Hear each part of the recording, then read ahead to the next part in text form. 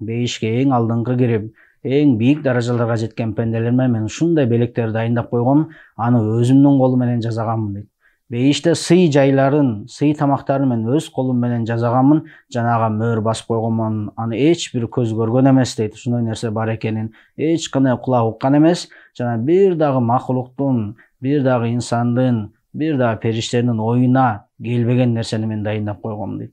Караңыздар бир туугандар, бейиш бул Алла Тааланын өзүнүн пендесине сый тартуулай турган ошондой жайы. Эң акыркы кирген инсанга жанагыдай берилип аткан болсо, анда эң биринчи инсанга канчалык нерсе берет, бул Алла Тааланын бизге жашырып койгон сыр экен. Алла Таала айтып атат, мен аны өз колум менен дайындап койгонмун. Аны эч кандай периште дагы эч ким көргөн эмес дейт.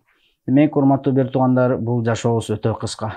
Баарыбыз Алланын астына барабыз. Ошо Алланын астына барганда, ошол жерде түбөлүктүү эки эле жол болот. Иннал абрара лафи наим ва иннал фуджара лафи жахим. Алла Таала Куранда айткан. Албетте абрар, таква, жакшылык кылып жүргөн жакшы инсандар лафи наим, неаматтар, белектер толтуруп алган бейиште болот. Ал эми бул дүйнөдө күнөөкөр болуп, жашоосун күнөө менен өткөзгөндөр лафи жахим, аллоңун отто болот дейт. Эки эле жол бар. Же түбөлүктүү бейиш, же түбөлүктүү дозок бир туугандар.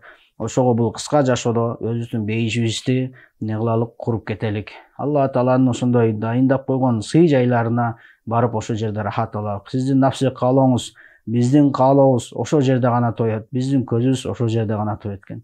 Ошого бир туугандар, өтө кыска убакыт ал эми бейиш түбөлүктүү. Эми түбөлүктүү бейиш үчүн канчалык мээнет керек? Өзүбүз ойлонуп көрөлүк дагы. Ошол мээнетибизге жараша анан бейиште даража берилет экен туугандар. Бейиште ошого жараша даража берилет. Ошондуктан убактыбызды, күчүбүздү, фикир камыбызды, башка нерселерибизди жөн гана дүйнөнүн бир козуктарына жылтырак менен кетирбестен, Алла Тааланын ушундай түбөлүк жайына даярданалык. Алла Таала ар бирибизди бейишке киргизип, ошол бейиште өзүнүн жүзүн көргөнгө, пайгамбар саллаллаху алейхи вассалам менен кошуна болуп, пайгамбардан учурашып жүргөнгө Алла Таала насип эткөн болсун. Субханаллахи ва бихамдихи, субханаллахил азим.